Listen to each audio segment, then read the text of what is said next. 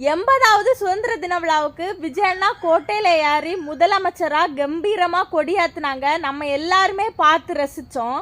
அதுக்கப்புறம் சிலர் எங்கே கிடந்து கத்திட்டே கிடக்குறாங்க. எதுக்கு அப்படின்னா, த்ரிஷா அவங்க அந்த நிகழ்ச்சியில் பங்கேற்றாங்க. ஃப்ரெண்டு சீட்டில் உட்காந்தாங்க, எஸ்கே சார் பக்கத்தில் உட்காந்தாங்க. இவ்வளோத்துக்கும் ஒரு கண்டென்ட்டை க்ரியேட் பண்ணி வீடியோ மேலே வீடியோவாக போட்டு திட்டிகிட்டு இருக்காங்க.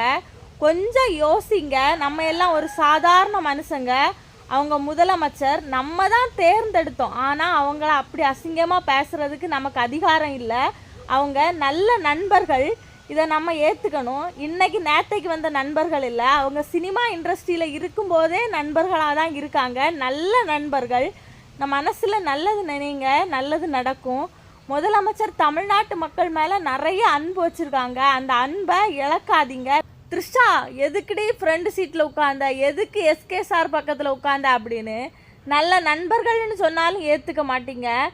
ஒன்றும் பேச தெரியலை அப்படின்னா அமைதியாக இருங்க. அவர் தமிழ்நாட்டு மக்கள் மேலே வச்சுருக்க அன்பை இழக்காதீங்க உங்கள் பேச்சினால. முக்கியமாக இந்த பாட்டி மாதிரி யூடியூப்பில் போடுறாங்க இல்லையா வீடியோ, அவங்க தான். வயசுக்கேற்ற மதிப்பை நீங்கள் உங்கள் பேச்சினால இழக்காதீங்க. தயவு செஞ்சு. ஒரு முதலமைச்சர், அவர் நம்ம தமிழ்நாட்டுக்கு நல்லது பண்ணணும் அப்படின்னு நினச்சி முழுக்க அவர் வந்திருக்காரு. முதலமைச்சருக்கான மரியாதை அவங்களுக்கு கொடுங்க. த்ரிஷாவை தேவையில்லாமல் கிடந்து திட்டாதீங்க.